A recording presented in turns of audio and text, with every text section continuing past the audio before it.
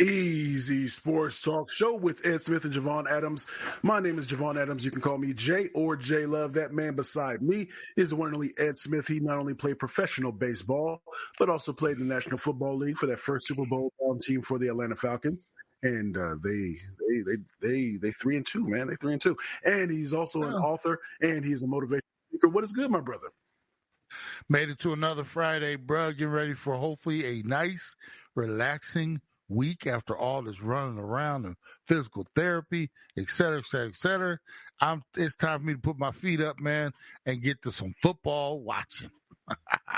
You got cryotherapy coming up today? Yeah, I got cryotherapy coming up. And before I forget, it's time. We just got through the 162 game preseason, man. It's time for some baseball, some playoff. Let's get to it, man. Let's get to it because I'm glad that because I mentioned to you before we went live, you said let's talk some baseball. I said, oh, okay, because you are the king of insignificant regular seasons. You think that the NBA basketball regular season is too long. You call it the March of the 82. You got with the baseball season, Major League Baseball, the 162. You call it the March to the 162. But you locked in for postseason now. Man, I'm telling you, it's like a switch goes off, and now. Like I've watched these 3-game series. We've seen, couple or 2 or 3 of the lower seeds win these best of 3 series. Mets got past the Brewers last night, bounced them out. Astros got beat at home. This is where legends are made as far as baseball in the postseason, and I get locked in. I can sit. It's funny how throughout the entire regular season, I mean, it's like baseball is invisible to me. As soon as we get to the postseason, it's like I can actually sit down and watch a 9-inning game. And what's sad for me, and this is a lesson real quick, what's sad is our Diamondbacks were in it all the way up to the last day. And they had to sit home on an extra day and watch a doubleheader between the Mets and Braves. If they split, those 2 teams got in. If either team swept, then the Diamondbacks would get in. Now, I said to this is a good lesson for my son. I was like, think about this. Diamondbacks at home had to watch a doubleheader by 2 other teams and missed the playoffs by 1 game. Think about a 162-game season. How insignificant everybody thinks a game back in April or May is. A game you went into the 9th leading, blew the lead, and it's like, I will get them tomorrow. That 1 game. And think about how many of those happened over the course of the season in April, in May, in June, right before the All-Star break. Nobody's, paying attention to the game. They want to get to that break. We lost that one. Who cares? We got 3 or 4 days off, and then we'll be back after the break and we'll get it. That 1 game cost the Diamondbacks from being able to slide right into the postseason. So, but doesn't that prove the point that it's not just a march through the 162, that the games are important? They're important to whoever wants to watch them. I'm not watching I'm not watching baseball in April and May when like I said, you got 162 of them. Like I said, that's just me. But it does show the importance of every single game, but every single game is not as important as the one, that everybody thinks, because I get the texts all the time from some of our fans and people about how, was it a disappointing season, this and that. I'm like, they came 1 game short, and in a 162 game schedule, there's no shame in it. But I say, you look back and you look at those opportunities that you had, just 1 game, bruh, and you'd begin that postseason money. And just like last year, they got into the playoffs and made a run all the way to the World Series. You just never know if that, how many opportunities would come around for manager and player to get into the postseason, one, which has gotten a little easier because of the number of wild card teams and stuff like that, but to get into the postseason and make a run. So, like I said, and then think about this, too, Jay, I'll get off it in a second here. And I've been there before, how disappointing is it? 162. And there are some teams that knew the White Sox knew they were out of the playoffs back in April and May. Yes. You go all the way through 162 and you miss out by 1. And it's like, okay, well, got to wrap it up and go turn in our, uniforms and, we'll see everybody at spring training. It is such an immediate end when, like I said, all it would have took was one more game to get you to the dance. So, but yeah. I want to get your thoughts on some of these, on a couple of these early series and then this format in the first round. But I do think that MLB got it wrong by having that series, that doubleheader on its own on Monday, because I know that there were some extenuating circumstances with the hurricane that was coming in, but I subscribe to the thought or the theory that they could have maybe had them play at a different stadium or somewhere else so that everybody's playing at the same time and not being able to and not having to switch in the sense of, or not having to wait and then put your fate in your opponent's hands like that. Yeah, whoever won that first game, they weren't going to give a doggone about the second game. So we knew it was going to get split. And, shame, sad for the Diamondbacks. But once again, I'd say, win one more game, you're not in that position. But, it is what it is. I still think the Diamondbacks had a good season, just no postseason involved this year. But, yeah, I'm with you on that. Don't push that series back. They should have figured out how to play those two games in real time before the season ended. Would have made it a little bit more of a fair situation. So, indeed. So, how do you like this the format? This is what the second or third year of this new format, because since they expanded the playoffs. It's three. It's back to back to back. It's 3 games, and especially with baseball, it's one of those, the best team doesn't always win. The 7-game series, no matter what sport it is, typically the best team will win out. But in the short 5 game, that you never, anything can happen. And that's what happened with I was watching the game last night with the Brewers and the Mets. The Brewers had the lead 2-0 in the top of the 9th. And next thing you know, the Mets end up moving on because they ended up scoring 4 runs in the top of the 9th. Did you watch that game? And then what do you think about the short series? I love the format. But just think about it. It just wasn't too long ago where it was a 1-game series and, so your entire season hung on 1 game. Nah, you can't do that. Baseball is a game of series, and I like the 3-game. You can't go any more than 3 because you could be stretching these series out next, they'll be playing in December, man. The one thing they could do, in my opinion, is shave some of the regular season games off of there, maybe get even a couple more teams into the playoffs, and then you could extend some of these series. But otherwise, the way it is right now, if you're going to play 162, finish up at the beginning of October, first one, you got to get them in and get them out. Because the other thing you got to remember, baseball is a game where these guys are playing every single day. All of a sudden, you get to a point where, because we've got the Dodgers and Yankees and Guardians and somebody else, Phillies, they've been sitting around for a bunch of days because they had those buys. You can't have them sitting more, like a week or something like that. And they did earn the buys because they came in first and second place as far as overall records, but you can't penalize them by having them sit for more than a week or something like that. So as it is, their series don't start till tomorrow, Saturday. They've been off since Sunday. So, they played Sunday. So once again, we're going to see whether the sit down for the teams is good or beneficial for the teams like Padres, who had to roll right into a 3-game series and won it, but they've been continuing to play. So they're still on their heater. Yeah. Whereas, like I said, Dodgers and the Yankees and them, they've been sitting around getting fat for a few days. So we'll see if the underdogs can go in and cause more mayhem. So, I love the way the format's set up right now, and I'm looking forward to, I have to squeeze baseball in between all my football, because that's first and foremost. You got to have priorities, man. You got to have priorities. So, but I will be watching baseball on the side. All right. So speaking of watching a little bit of football, trades. Is it surprising to you that Devontae Adams would ever request a trade from the Raiders? Because it just seems to me, if you request a trade once, you'll probably request a trade again. And oftentimes it's the wide receivers that are the ones that do that. But I'm just, if you're in, I always like to ask, because you've been in the locker rooms and the clubhouses, if you're if you're in that locker room, does the fact that he wants to trade, does that mess up any of the chemistry in the locker room? I mean, I know the Raiders are, where we don't have, and I say we, since everybody knows that I'm a Raiders fan, that we don't have a franchise quarterback, but what does that do for a locker room when the player requests a trade? Well, more than anything, Jay, you got to look at his relationship with Antonio Pierce.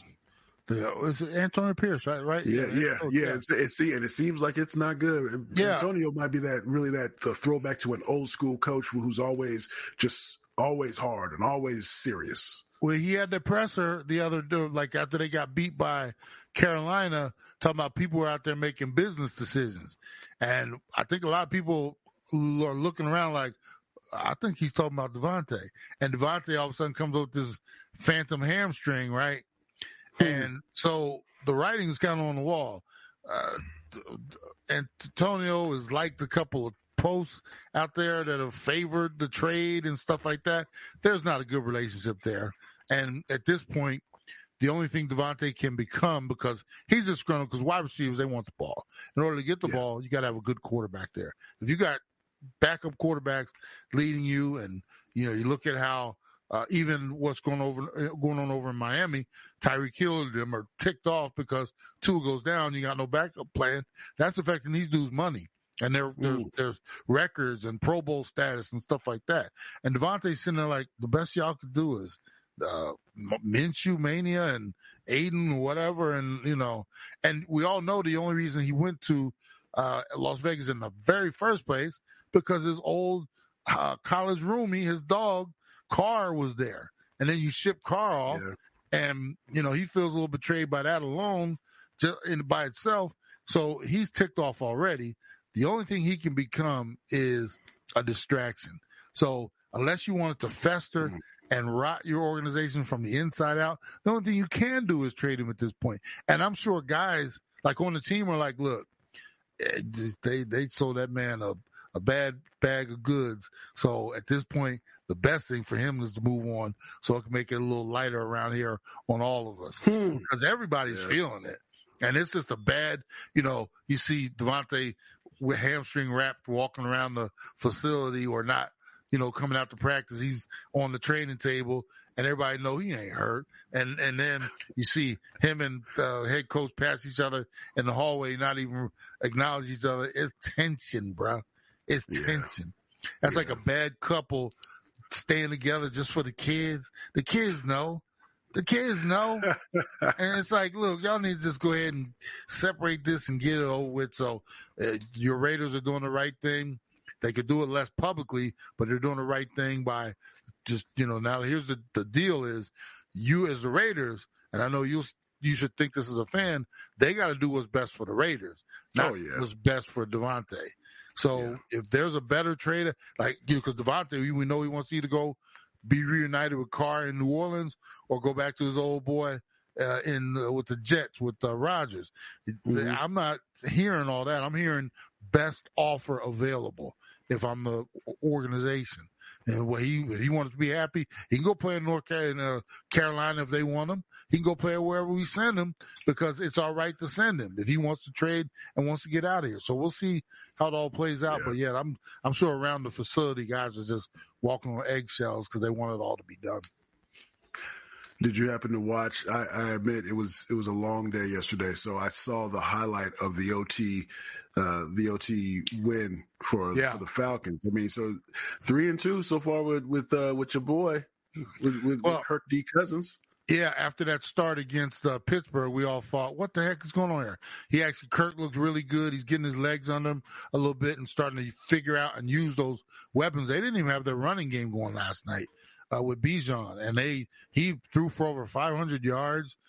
Imagine how good they could or potentially be if they incorporate the running game with that passing game with all those weapons. I'm not saying they're front runners for NFC champions, but they could make a little noise. I was actually impressed to see what they did. Kudos to Tampa Bay too, because they went into the game 3-1 themselves, and Baker's got a win against Philly, and they went up and won in Detroit. So no shame in losing that shootout to Atlanta. But I think that division is going to be a little bit better than we thought. The only bad seed in that division is Carolina. We still got to find out whether New Orleans is for real or not. But that'll be a competitive division all the way down the stretch. But it was good to see the Falcons get one in yesterday, as you see over my shoulder, my Falcon fandom for my playing days there.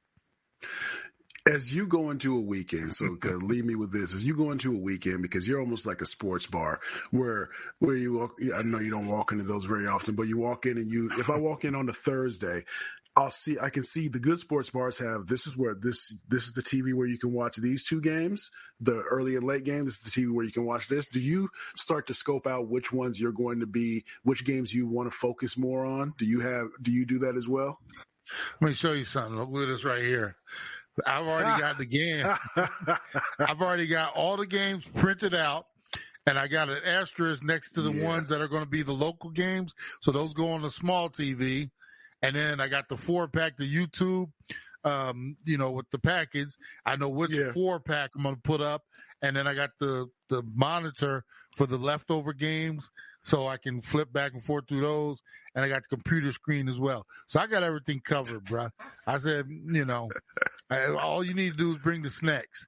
We got your cold beverages and everything over here. Got the grill going, working, the appetizers. All you need to do is bring some snacks, just as a little appetizer before we get to the main course. But otherwise, we got it all right here, bro. I might end up stopping by. With empty hands too. Steaks on the grill on Sunday. Empty hands. Steaks on the grill on Sunday with some mini lobster tails on the side. Good Lord.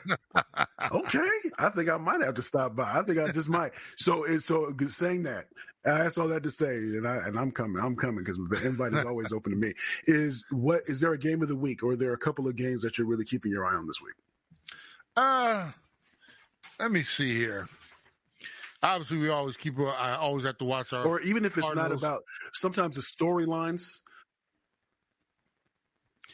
Yeah. I was just gonna say, storylines and stuff that you might think about, because with the Steelers, we know that Yeah, go ahead. I was going to say, remember, we got the first London game this week, so that's early football at 6:30 on Sunday with Jets and Vikings. So I always, that's a standalone game, so you get that one. And across the board, it's pretty. I mean, you also have to remember this is the first week of bye weeks, and I hate this because it's universal. I don't know why they don't go to a universal 2 or 3 week period in the middle of the season where we do these divisions for bye weeks and we can knock it all out in 3 weeks, 2 weeks, whatever. Instead, we start at week 5 where these 4 teams are off, and then next week these 4, and then 2 this week. And it's so unfair, if you ask me, in terms of bye week in week 5. Who needs a bye week this early? Nobody. Now this team we've got 4 teams on the bye. After they're done, now they got a stretch of 13 games they got to play. And then you got teams that won't have their bye week until week 13. So they put in a 13-week stretch. You give them a bye week, and then they got 4 more to go. I don't understand why we can't make this universal. Like week 8 and 9, those are the 2 weeks. We're going to have half the league off this week. And so we'll only have 8 games. Then the next week we'll do half, or spread it out into 4 weeks where, 4 divisions, per week. So everybody's got not so much of an unfair advantage. So I don't know. This guy obviously has got something to do with money and TV rights and stuff like that. It's above my pay grade. I just hate the buys. But yeah, there's some good games. Obviously, we got our Cardinals we're going to watch. Pittsburgh and Dallas. That's the Sunday night game. That'll be interesting. Washington, can they keep it up against Cleveland? Cleveland stinks, though. And then some other, Houston, Buffalo, in my opinion, is the game of the week. I'm looking to see if Houston are, we're still waiting to see, are either of those teams really, really, really for real? And I think playing against each other, that'll be a good measuring stick for both. And, obviously, C.J. Stroud continuing to do his thing. Josh Allen, obviously, we know what he can do. I think that, for me, is the game of the week, though. All right. He is Ed Smith. I'm Javon Adams. We do this thing 3 times a week, Monday, Wednesday, Friday. Make sure you tell a friend and tell a friend what we have going on here. You can also go to easysportstalk.com and subscribe to the YouTube channel at The Easy Sports Talk Show. Again, at The Easy Sports Talk Show. Don't forget, we also do, and Ed alluded to this just a moment ago, we do another pod that covers the Arizona Cardinals. It's called Believe in the Arizona Cardinals, BLEAV, in the Arizona Cardinals.